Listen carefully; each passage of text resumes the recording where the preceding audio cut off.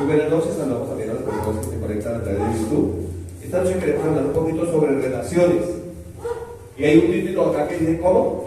Eterna relación. Entonces, la vida, desde su diseño divino, está basada en relaciones.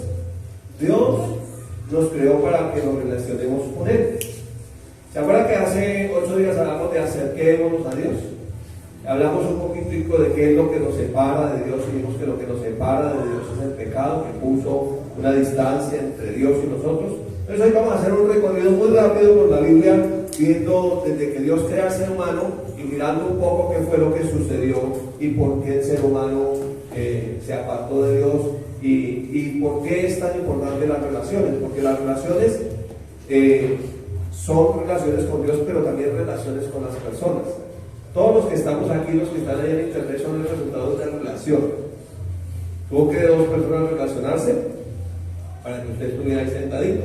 Entonces, todo tiene que ver con relaciones. ¿Listo? En Génesis 2:7 habla de cuando Dios crea al ser humano, cuando Dios creó al hombre.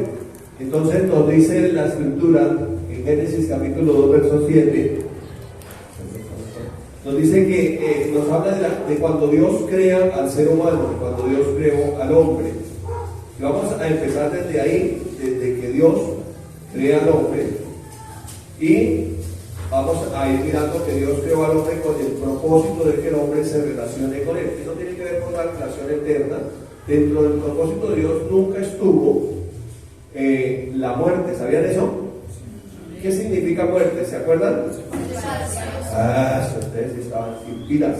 Entonces, muerte significa separación. Y cuando Dios crea al ser humano, dice Génesis 2:7, entonces el Señor Dios formó al hombre del polvo de la tierra y sopló en su nariz aliento de vida, y fue el hombre un ser viviente. Después que Dios lo crea, entonces Dios le da en Génesis 2, más adelante, el verso 16 y 17, una orden. Dice, y mandó Dios al hombre, diciendo, entonces aquí Dios le da una orden, estoy subrayando la orden que le dio. Esto es un mandamiento. Le da una orden y le dice, de todo árbol del huerto podrás comer, mas del árbol de la ciencia del bien y del mal no comerás, porque el día que él comas, ciertamente morirás. Esa es separación. Entonces Dios lo creó para que tuviera una relación eterna con él y le advirtió que si él comía de ese árbol, podía comer de todos los árboles que eran incontables en el jardín del Edén, pero de ese no, porque ese día que él muriera se separaría de él, porque muerte es separación, entonces perdería su relación con Dios. El ser humano parece que no estuvo muy atento a eso y escuchó por ahí otra voz en el jardín, y en el capítulo 3 nos muestra ya una relación rota, ¿sí?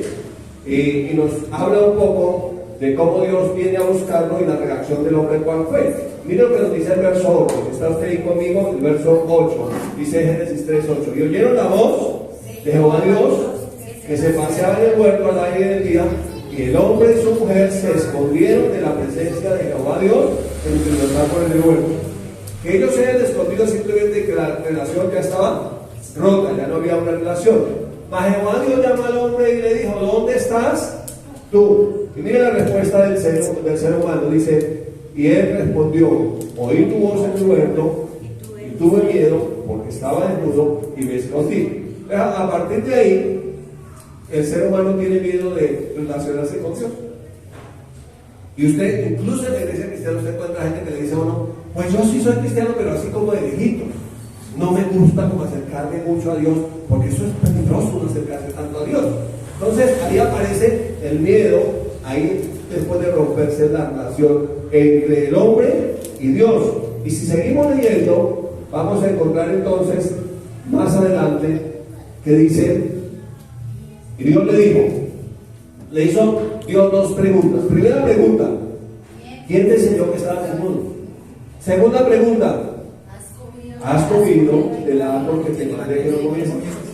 Ahora mira la respuesta que da el ser humano después de haber roto la relación. No confiesa, sino que respondió el hombre, la mujer que le diste por compañera me dio y yo comí. Entonces ya no tenía solamente problema con él, sino con la mujer. Entonces ya él no confiesa su pecado, no asume su responsabilidad, sino que juzga a otro. Entonces, ¿de quién es la culpa? De ella, pero también de usted. Usted me la dio. ¿Sí? Entonces, ahí no solamente se dañó la relación entre el ser humano con Dios, sino también la relación entre los seres humanos. Luego de eso vamos a encontrar nosotros que el hermano mayor asesina al hermano menor. ¿Sí? Entonces, es toda una tragedia en cuanto a las relaciones. Finalmente, el verso 13 dice: entonces Jehová Dios dijo a la mujer, ¿qué es lo que has hecho? Y la mujer le echó la culpa al diablo. La mujer le contestó: la serpiente me engañó y yo comí. Entonces, ahí encontramos como Dios crea al ser humano para relacionarse eternamente con él, porque cuando leemos en la escritura dice que entró el pecado y por el pecado entró la muerte. ¿Sí? En Adán entró el pecado y por el pecado entró la muerte, y luego todos murieron. Entonces, primero hubo una muerte espiritual, se separó el ser humano de Dios, no tiene conciencia ya de Dios, y luego entra como consecuencia la muerte física, que es separación del espíritu del cuerpo. Entonces se daña toda la relación entre el ser humano con Dios, pero también entre las personas, entre los seres humanos. Cuando nosotros miramos un poquito, Animal Planet presenta, entonces vamos a ver aquí que las relaciones animales, ¿sí? Por aquí alcanzan a ver un orangután. Sí. Entonces, una relación animal. ¿Cómo son las relaciones animales? Entonces, ¿los animales tienen intelecto? ¿Sí tienen intelecto los animales? Sí, unos más que otros. ¿Tienen voluntad? Sí, eso es tener alma. Y también tienen, por supuesto, si tienen intelecto y voluntad, también tienen emociones. Eso hace parte del alma. ¿Listo? Entonces, los animales en sus relaciones se basan en el instinto de conservación. El instinto de conservación le dice a los animales que necesitan asegurar su existencia, y por lo tanto los animales son dominantes para permanecer, crecer y expandirse. Entonces es una relación de dominio. ¿Quién domina a quién? ¿Usted no sabe quién soy yo? Empezó ahí.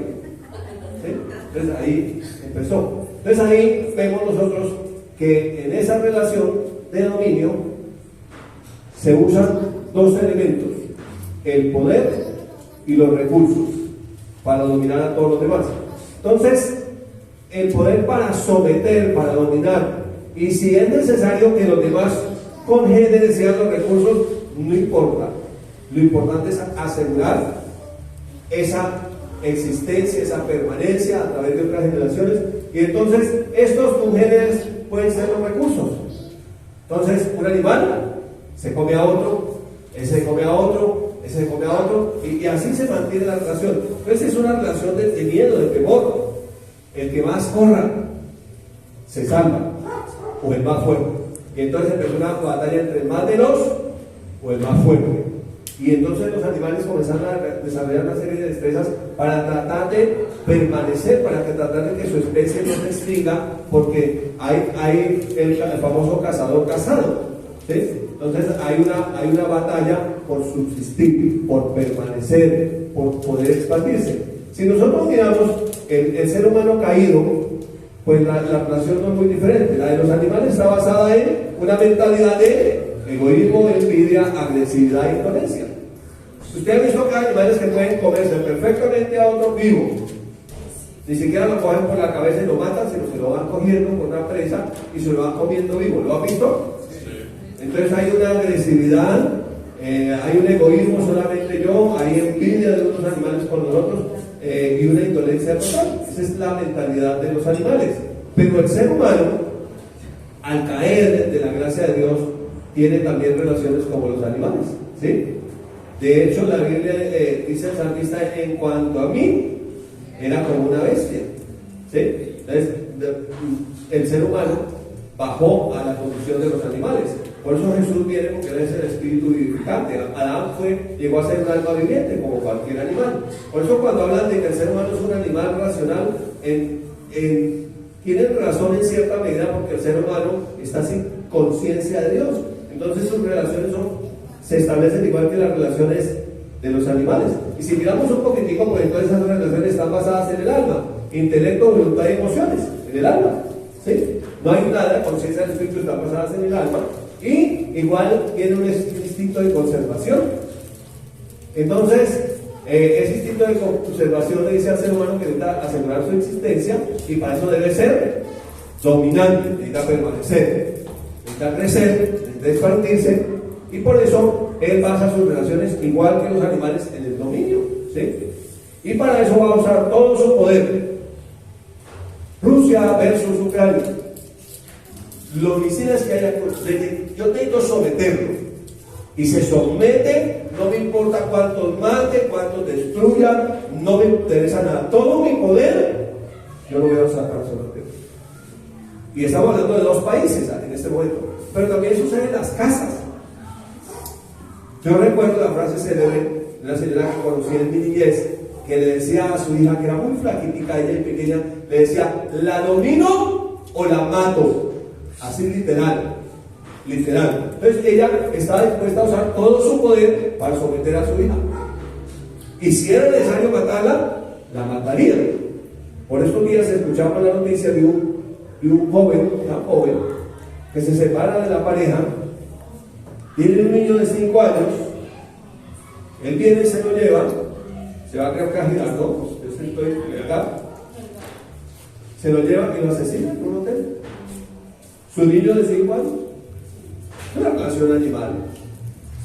De hecho, no cualquier animal lo hace, pero este animal sí lo hizo. Y bueno, la gente de alguna manera se escandaliza, pero eso es el resultado de una persona sin Dios. Una persona que va a usar todo su poder para dominar, someter a la otra, y va a usar todos sus recursos para ello. ¿Y sabe qué? Viene la famosa frase, el recurso humano. ¿Se ha oído la famosa frase, el recurso humano? Entonces ya los recursos no son económicos, materiales, sino el recurso humano. Entonces la persona usada como tapete para yo alcanzar mis objetivos, mis propósitos.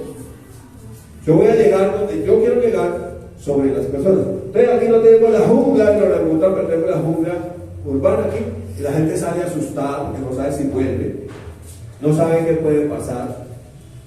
Son selvas modernas, selvas de concreto, con animales un poco más avanzados, pero igual animales y muy peligrosos. Hoy por hoy se habla mucho de la inseguridad. ¿Y qué es la inseguridad? Es el afán del ser humano de dominar a otros, como sea. ¿Para qué? Para subsistir. Yo tengo que matar al que sea, pero yo necesito llevar el alimento a mi casa. Igual que las fieras de la selva. Y podríamos decir mucho en esto, pero básicamente la mentalidad de ese ser humano sin Cristo es la misma mentalidad de los animales. Es una mentalidad de egoísmo, envidia, una agresividad impresionante y una indolencia total. No importa. De hecho, dicen que, bueno, colocando ese señor como ejemplo, ¿no? Pero dicen que lo cogieron y que no tenía ningún remordimiento. Él estaba tranquilo, que simplemente tocó que hacer eso, porque se piensa que la otra persona me pertenece. Y son esas relaciones diabólicas del ser humano sin Cristo, donde la otra persona es su propiedad. De ahí vienen canciones, algunos filósofos, como con canciones escritas como Mi propiedad privada. Yo no sé si ustedes escucharon esa canción muy famosa, una ranchera que se llama Mi propiedad privada. Por ahí en el llano era, con lo mío, con lo mío no se meta, ¿sí? Entonces es las otras personas como propiedad mía, y yo tengo que someterlos como sea, y uso todo mi recurso para someterlos. De hecho ellos son también parte de mi recurso. Entonces esa es la vida del ser humano cuando perdió su relación con Dios. Y por supuesto que mire, estas relaciones son relaciones tormentosas, ¿no? La gente vive asustada, la gente está más segura en cualquier parte de su propia casa, ¿sí? Entonces eso es peligroso. Entonces, si nosotros seguimos en la historia, para ir mucho más adelante, Dios llama de un pueblo llamado Ur de los caldeos a un señor que se llamaba Abraham. Dios siempre, cuando el ser humano lo dejó, se desconectó de él, así como Dios viene en el jardín de Edén a buscar a Adán, ¿dónde estás tú? Así parece que él sigue buscando al hombre. Y después viene y llama a Abraham, que estaba al otro lado del río. Y le dice, estaba en Ur de los caldeos, al otro lado del río Éufrates. Y lo llama y le dice, sal de tu tierra y de tu parentela, como que quiero tenerlo más cerca, a la tierra que te mostraré. Y luego le dice, y haré de ti una nación grande y te bendeciré. Y bendeciré a los que te bendijeren, a los que te maldijeren, maldeciré. Y establece un pacto de gracia por medio de la fe con este hombre, Abraham. De hecho, después le cambia el nombre. Pero es una historia muy larga que usted puede leer en Génesis y en toda la Biblia, porque en muchos otros libros está, para saber que Abraham es declarado después el padre de la fe. Entonces viene ahí que ya el ser humano caído solamente podía relacionarse con Dios a través de la fe. ¿Sí? El Dios establece la fe como esa forma única de relacionarse el hombre nuevamente con Dios, de poderse acercar a Dios, porque sin fe es imposible agradar a Dios, porque es necesario que quien se acerca a Dios le crea a Dios, crea que le hay, crea que Él es galardonador de los que le buscan. Entonces Dios establece la fe, llama a Abraham, Abraham es el padre de Isaac, abuelo de Jacob, las 12 tribus. Eventualmente esas 12 tribus llegan a ser la nación de Israel, ¿sí? Ellos salen, hay una sequía, es muy larga la historia. Habían vendido a José, por esas relaciones lindas, querían matarlo a los hermanos, lo habían vendido para Egipto, llevaron las túnicas llenas de sangre diciendo que lo había devorado una fiera. El papá pensaba que estaba muerto, ¿sí? Entonces, eventualmente, y él por la fe llega a ser el administrador de la nación de Egipto, y ellos de una u otra manera llegan a Egipto y allí crecen. Llegaron creo que 73 personas y allí logran crecer y ser un pueblo grande, todavía no una nación. Después Dios levanta a un hombre llamado Moisés. Ellos llegan a crecer en esa nación. Muere el rey de Egipto y se levanta un rey que no conoció a José, dice la escritura, y entonces los esclavizan. Cuando estaban como esclavos, entonces clamaron al Señor, acordándose de la promesa hecha a su antepasado Abraham, y Dios escucha sus oraciones, escucha su clamor, escucha sus ruegos, se acuerda de ellos y llama a Moisés. Otra vez Dios llamando, le dice, salgan de allá y véngase al desierto. Y lo tiene 40 años en el desierto, donde se le aparece en una salsa que ardía y no se consumía, comienza a hablar con él. Y entonces este hombre establece una relación con Dios de manera tal que un día Dios lo llama al monte, cuando ya los logra sacar de Egipto por mano de este hombre, dice que, y lo lleva a un monte y le escribe con el dedo unos mandamientos, unas leyes. Otro pacto nuevamente con leyes, así como anteriormente había habido un mandamiento. Entonces aquí hay 10 mandamientos, están registrados en la Biblia de Éxodo 20 y en Deuteronomio. Entonces le da ese pacto. Sin embargo, ellos tampoco permanecen en el pacto. Y más adelante, hablándonos a nosotros, en la carta a los Hebreos, en el capítulo 8, dice, no como el pacto, hablando del nuevo pacto, el pacto con Cristo, dice, no como el pacto que hizo anterior a este, dice que reprendiéndolos les dice que era un nuevo pacto, dice, no como el pacto que hice con sus padres el día que los tomé de la mano para sacarlos de la tierra de Egipto, porque ellos no permanecieron en mi pacto, porque me desconectaron de Dios, y yo me desentendí de ellos, dice Dios. Por lo cual, este es el pacto que haré con la casa de Israel después de aquellos días, dice Dios. Mire, otra vez, mandamientos, pero no escritos en piedras. Le dice, escribiré mis leyes en la mente de ellos y sobre su corazón. Va a escribir. Ellos serán, y yo seré su Dios, y ellos serán mi pueblo. Nuevamente Dios, buscando establecer este pacto, como no se pudo, entonces Dios mismo, en una palabra decirle, se hace hombre, porque fue imposible restablecerla. Entonces él mismo viene a restablecer esa relación que se había perdido. Pero ¿cuál fue la ley que le dio allá por mano de Moisés, que les escribió con el dedo de Dios?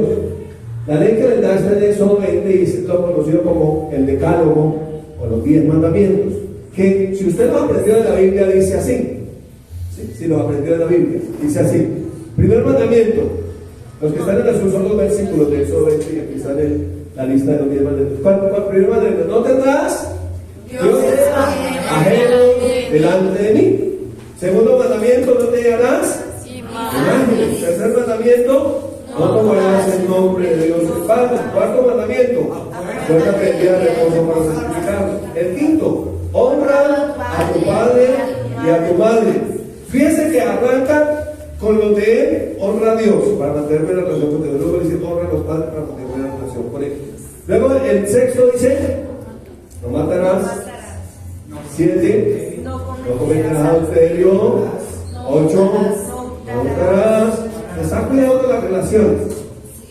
9, no hablarás contra tu prójimo falso testimonio. Y 10, no codiciarás cosa alguna de tu prójimo. Le dio ese decálogo. Después, la iglesia del Señor viene, comienza a caminar en el tiempo y se desconecta de Dios.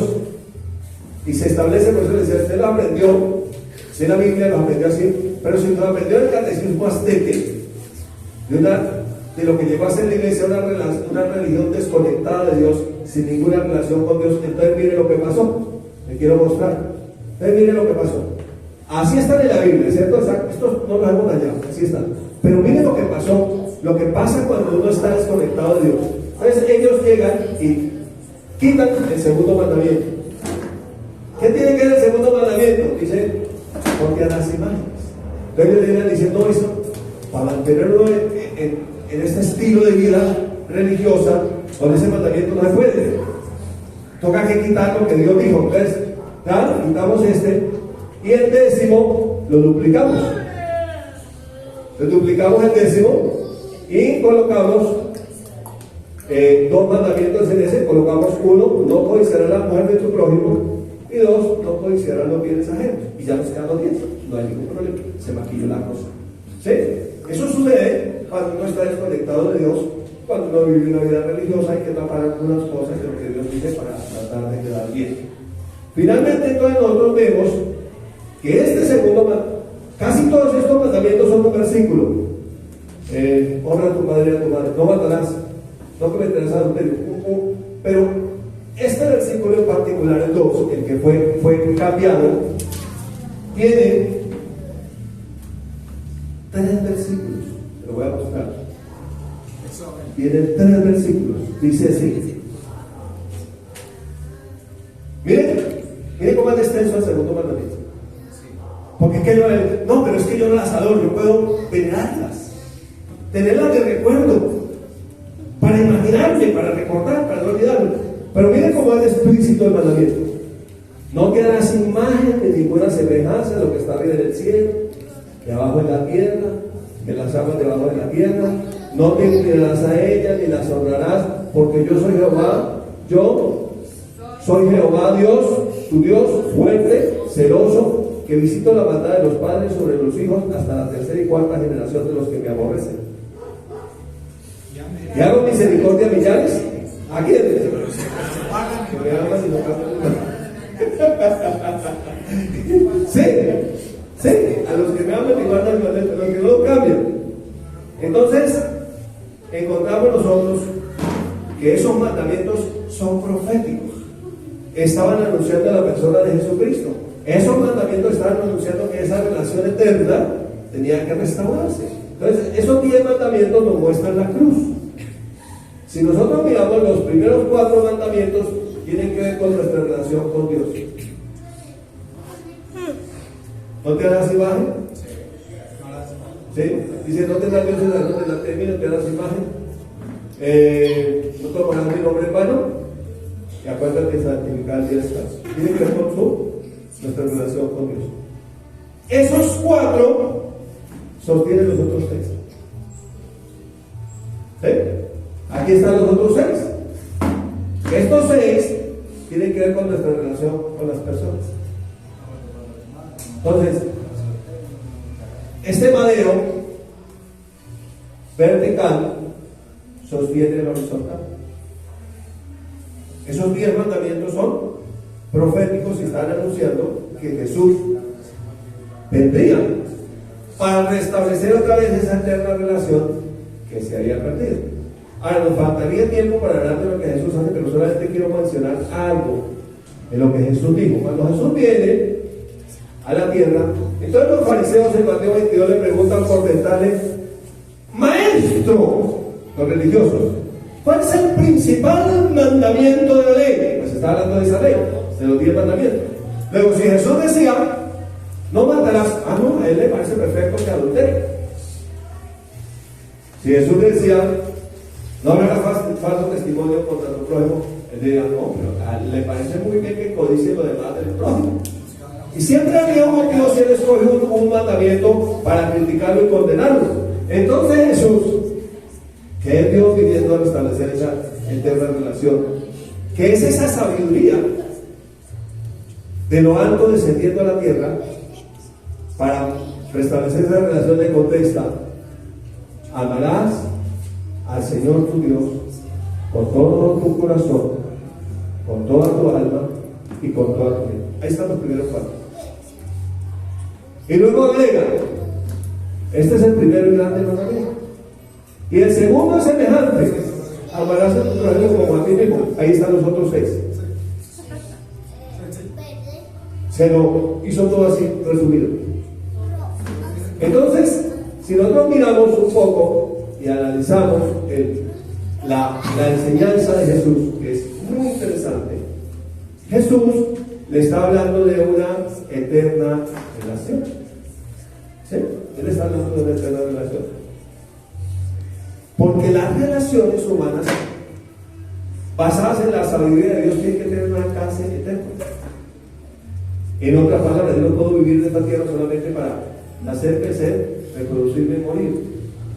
Necesitamos levantar la descendencia para Dios. Necesitamos establecer relaciones que tengan un alcance eterno. ¿Sí? Porque Dios puso eternidad en el corazón del hombre, pero el hombre no alcanza a entender la obra de Dios desde el principio hasta el fin. Entonces Jesús viene a restablecer esa relación eterna, y su sabiduría era más tremenda que la de cualquiera de esos maestros que se jactaban de ser muy sabios, y Jesús, en palabras más, palabras menos, los deja calladitos. ¿Sí? Los deja calladitos. Entonces Jesús viene a cambiar la relación y le dice: ya no más dominio, ahora se trata de servicio. ¿Cómo establecer una relación con alcance eterno? Basado en la sabiduría de Dios, que dice: no se trata de dominio, se trata de servicio. Cuando entendemos esto, entonces entendemos que vamos a usar todo el poder que tengamos disponible para servir, y todos los recursos que tengamos disponibles para servir. Eso cambia totalmente la ecuación. Por eso es que usted ve a lo largo de las escrituras que siempre los profetas: Moisés, su siervo; José, su siervo; fulano de tal, su siervo. Y se ve siempre la palabra el siervo del Señor, pero también siervo de otras personas. ¿Sí? Josué, hijo de Nun, siervo de Moisés. Entonces encontramos nosotros que Jesús viene y dice: miren, en el mundo los que ejercen autoridad se enseñorean sobre los otros. Toman la autoridad para manipularlos, hacerlos que ellos hagan lo que quieran. Las relaciones animales de las que estamos hablando. Pero entre ustedes no ha de ser así, sino que el mayor debe ser el que usa todo su poder y sus recursos para servir a los demás. Si nosotros logramos entender eso, nos ganamos el mundo para Cristo. Que se trata de relaciones eternas. Por eso él, cuando habla, dice: no se hagan tesoros en la tierra, donde la polilla y el orín corrompen, donde ladrones minan y hurtan. Hagan tesoros en el cielo. O sea, relaciones eternas, que tengan un alcance eterno. Eso fue lo que Jesús hizo cuando terminó su carrera. Le dijo al Padre: de los que me diste, ninguno se perdió, los he traído todos a tu presencia. Usted está hablando de un alcance eterno. Y finalmente Jesús, cuando viene, dice que Él es el Espíritu vivificante. ¿Acaso hay otra persona aquí? Entonces dice que Él es el único que bautiza con el Espíritu Santo. Entonces Él coloca derrama, dice que Él ha derramado su amor en nuestros corazones por el Espíritu Santo que nos fue dado. Entonces derrama su amor y lo único que nos puede llevar a servir a la humanidad es el amor de Dios. Entonces nos da la capacidad que no teníamos. Derrama ese amor para que haya una relación ferviente, eterna con el Padre, que sea esa relación vertical que pueda sostener nuestras relaciones horizontales y que pueda llevar fruto para la vida eterna. Entonces, finalmente Él les dice a ellos de estos dos mandamientos. Les resumí. Le dice de estos dos mandamientos, ¿saben qué? ¿Saben qué, muchachos? De estos dos mandamientos de toda la ley, la Torá. Eran 5 libros, lo que nosotros conocemos como el Pentateuco. Es Génesis, Éxodo, Levítico, Números y Deuteronomio. Los estudiosos de la Biblia dicen que hay 613 leyes ahí. O sea que no era solamente el decálogo, sino un montón de leyes. ¿Y qué ha seguido pasando con el ser humano basado en esa mentalidad animal? Que cada vez inventa otra ley, otra ley, otra ley, otra ley. ¿Con qué fin? Con el fin de alguna manera mejorar la relación. Pero por ahí hay alguien que dice, ¿esa es la ley? Esa es la causa. Entonces parece que ninguna ley podrá mejorar nuestras relaciones humanas. Ninguna ley humana, ninguna ley de la sabiduría terrenal podrá hacerlo. Solamente la ley del amor. La ley superior, la ley real, dice la palabra de Santiago, la ley real, es la única que puede hacer que nosotros entendamos que es que nuestras relaciones tienen que tener un alcance eterno, pero que no las podemos mantener si no mantenemos relación con Él, que es el eterno. Él que es el amor. Entonces, si nosotros seguimos estudiando más adelante, ya en el Nuevo Testamento, hablándole a cristianos, Santiago abre su libro diciendo, ¿saben qué? El que tenga falta de sabiduría, pídale a Dios. Ahora, si usted comienza a estudiar la Biblia, usted cuenta que hubo el segundo rey de Israel, que fue Salomón, le pidió sabiduría a Dios para gobernar la nación. ¿Le fue bien gobernando? Sí, la mantuvo unida y le fue bien gobernando. Lástima que no le pidió sabiduría para otras cosas. ¿Sí me explico? Le hubiera pedido para otras cosas, hubiera sido mucho más brillante. Entonces nosotros necesitamos pedirle sabiduría a Dios para todo, porque cuando usted estudia la Biblia, usted encuentra que con sabiduría se edifica la casa, que con sabiduría se educan los hijos, que la sabiduría es buena para todo, que nosotros debemos buscar la sabiduría mejor que el oro, más que la plata, que la sabiduría construyó su casa y la edificó sobre sus 7 columnas. Y luego para el Nuevo Testamento nos revela que es Cristo Jesús, poder y sabiduría de Dios. O sea que literalmente la sabiduría descendió del cielo para restablecer esa relación eterna y podernos llevar a nosotros a tener relaciones con alcance eterno. ¿Y qué es lo que más nos cuesta a los seres humanos? Mantener las relaciones. Mantener las relaciones. Entonces más adelante, antes de este verso, que es el 14, en el 13 hace unas preguntas Santiago por el Espíritu Santo y dice, la primera pregunta, ¿quién es sabio y entendido entre vosotros? Y luego la respuesta dice, muestre por la buena conducta, tiene que ver con relaciones, cómo me conduzco yo, cómo trato a los demás, sus obras en sabia mansedumbre.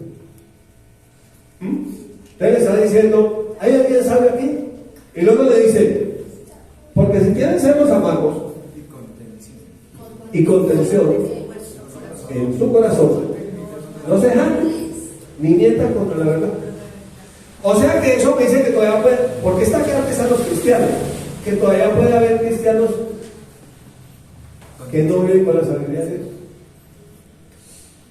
Dijo la Dora, podemos saber que no vivimos con la sabiduría de Dios. Podemos ver cristianos con celos amargos, con contención, con jactancia, orgullo, ¿sí? En el corazón, mentirosos. Ahora mire lo que agrega en el verso 15, porque esta sabiduría, o sea, hay dos clases de sabiduría. Esta sabiduría no es la que desciende de lo alto, sino que le da 3 características, sino que es, número 1, terrenal, ¿sí? Número 2, animal. ¿En dónde? En los seres humanos. Y número 3, diabólica. Entonces, terrenal significa una sabiduría que es separada de Dios, terrenal, separada de Dios.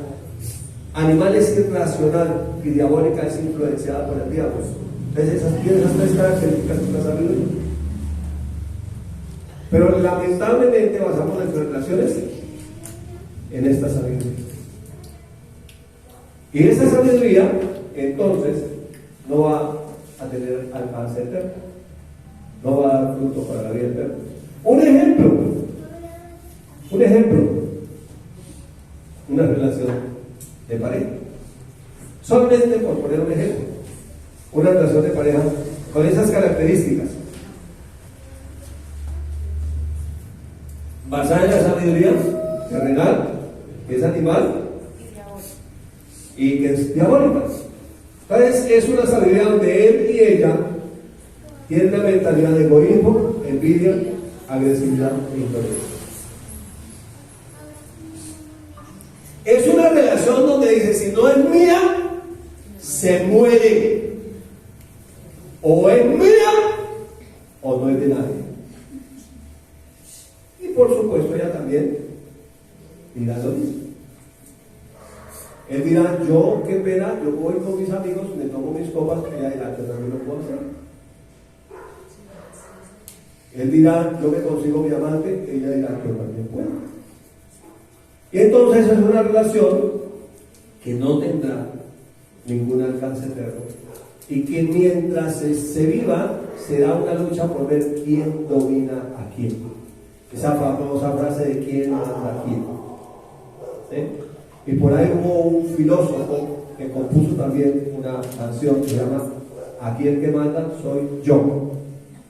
Y si no te gusta, vete. Ya el filósofo no está aquí en la tierra, pero compuso esos versos. Entonces, son relaciones así. Si nosotros analizamos un poco y miramos en el ser humano ya en Cristo, el ser humano ya en Cristo, que no vive, porque es que según Romanos 8 y muchas escrituras, hay 2 formas de vivir la vida cristiana: según la carne, sabiduría terrenal, animal, diabólica, o según el Espíritu. Entonces, en Gálatas 5 habla de que hay una batalla entre ellos dos, el espíritu y la carne, es decir, el espíritu nació de nuevo y la mentalidad vieja, no renovada, de hacer las cosas como no lo venían haciendo. Entonces, para poder tener relaciones con alcance eterno, necesitamos vivir según el espíritu, y en Gálatas 5 habla del fruto. Más el fruto del espíritu es amor. ¿Sí? Y ese amor entonces se manifiesta con otras características: gozo, paz, paciencia, benignidad, bondad, fe, mansedumbre y templanza.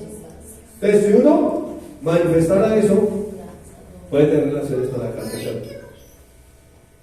Porque el patrón es el amor.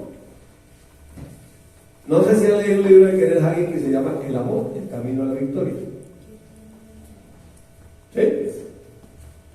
Entonces está diciendo que la única manera es teniendo una mentalidad de una eterna relación. Es imitando a Jesús. Jesús dijo: yo vengo del cielo y vuelvo al cielo. Y luego dice para nosotros: cual el celestial, tales también los celestiales; cual el terrenal, así también los terrenales. Luego dirá que nosotros somos embajadores en una comisión en la tierra, pero que somos del cielo. Entonces debemos tener una mentalidad de una relación eterna para que pueda esa vida ganar personas para la eternidad, y que esas relaciones que hemos establecido se mantengan durante toda la vida en la tierra y podamos encontrarnos en el cielo, si es que partimos unos después de los otros o vivimos todos juntos si es que Cristo viene. Entonces esa mentalidad de una relación eterna que está basada en el amor es una relación que está basada en quién sirve más, quién sirve mejor, y va a usar todo su poder y todos sus recursos para servir. Básicamente es eso lo que va a suceder. Y quiero cerrar con la última escritura, porque el tiempo es muy corto hoy. En 1 Pedro 3 habla de deberes conyugales, hablando como principio para levantar una descendencia para Dios en las relaciones de pareja. Y los primeros 6 versículos le hablan a la mujer, seguramente porque ella necesita oír mucho más. Le habla 6 versículos a la mujer y le habla 1 al hombre. Y le dice, y porque la mujer es mejor escucha que el hombre. Y entonces le habla 6 versículos a la mujer. Yo le estoy diciendo lo que dice la Biblia. Que no me hagan enojar. Eso dice la Biblia. Entonces le habla 6 versículos a la mujer, pero en particular me llama la atención, le habla a una mujer que está casada con un no cristiano, que es muy interesante. Parece que Dios sabía, mis estimadas damas, ustedes que están en internet también, que usted iba a llegar primero a ser libre que su esposo, a ser salva que su esposo, y que usted tendría que usar esa sabiduría que viene de lo alto para alcanzar a su esposo. Dios ya sabía eso, ¿sí? O sea, no es nada raro lo que usted está viviendo, ¿no? Hace parte de un propósito que Dios tiene. Entonces solamente le voy a colocar aquí el verso número 7, que es el que le habla al hombre. Entonces aquí está hablando de esa relación entre un hombre y una mujer, una relación de pareja con un alcance eterno. Los 6 primeros le hablan a la mujer y el último le habla al hombre. Y le dice, y vosotros maridos igualmente. Igualmente incluye todos los 6 anteriores. Por si de pronto se emocionó cuando dije 6 para las mujeres y un solo para los hombres. Entonces le dice, igualmente, igual que ellas. ¿Sí? Igualmente. Vivir con ellas, saben que al fin se trata todo de sabiduría. Por eso Santiago abrirá su carta diciendo, el que tenga falta de sabiduría, pídala a Dios. Entonces nosotros sí necesitamos pedir sabiduría todos los días y para todas las cosas. Porque con sabiduría se dedica a la casa. Porque con sabiduría se vive una relación de matrimonio. Le dice, vivan con ella sabiamente. ¿Cómo es sabiamente? Dando honor a la mujer como vaso más frágil. En palabras de Jesús, sirviéndole. Y como acoger la gracia de la vida. Está diciendo, en otras palabras, sin ella usted no fuera papá. Sin ella usted no tuviera hijos. Y luego le dice, pero si eso le parece poco, entonces le voy a hablar de la relación conmigo. Si usted daña la relación con ella y la maltrata, no venga aquí a orar. No venga aquí a buscarme, no venga aquí. Vaya, pídale perdón a la que ofendió. Vaya, arregle su relación con ella y luego viene y hablamos. Le dice que viva con ella seriamente, que le sirva, que le dé honor, que reconozca que ella es la madre de sus hijos y le dice el propósito para que sus oraciones no tengan estorbos. Eso mismo que hablamos antes de lo que nos separa de Dios. Parece que cuando nos enfrentamos para ver quién es importante que el otro, cuando decidimos hacer relaciones animales, ponemos un estorbo. Cuando decidimos hacer esa relación de dominio, ¿sí? Ponemos un estorbo. Cuando queremos tener la razón, fallamos todo. Entonces, aquí, vuelvo a decir que necesitamos ¿qué? Sabiduría. Pero no es la terrenal, necesitamos la sabiduría de lo alto. Volvemos a la cruz. Cuando miramos a la cruz, entonces vamos a entender que se trata de una eterna relación. Te bendigo esta noche con esta palabra en el nombre de Jesús.